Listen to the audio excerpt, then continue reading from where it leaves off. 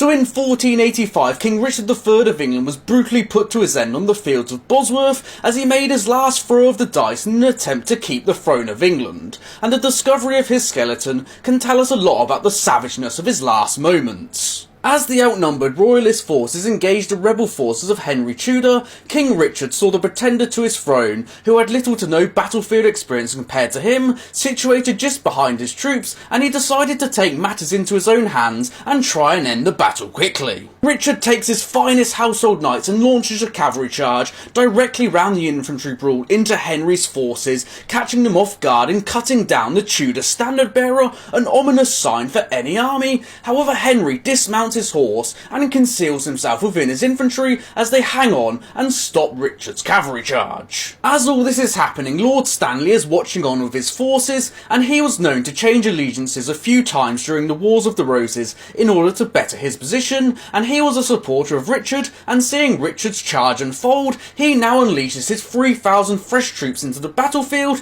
in support of Henry, who was his stepson, changing allegiances once more. Richard, who came within a sword swing of ending the Tudor dynasty before it began, was now driven away from Henry and soon surrounded, where he was unhorsed and refused to surrender, stating, "God forbid that I retreat one step. I will either win this battle as a king or die as one." His skeleton, discovered in 2012, gives us insight into his last moments as king, as it contains 11 wounds with 8 of them to the skull, as he probably lost his helmet somewhere in all of this chaos, but it doesn't show all the other wounds he suffered that left no skeletal marks. It's believed the fatal wounds was one of these two here, 5 or 6, with 5 being a piercing weapon, likely a sword or dagger, going straight through his skull into his brain, or number 6, where a halberd, pictured down here on the right, cut off an entire portion of his skull, exposing his brain, and likely killing him instantly. The wound at number 6, chopping off Richard's skull, lines up with a contemporary poem implicating a Welsh nobleman landing the killing blow,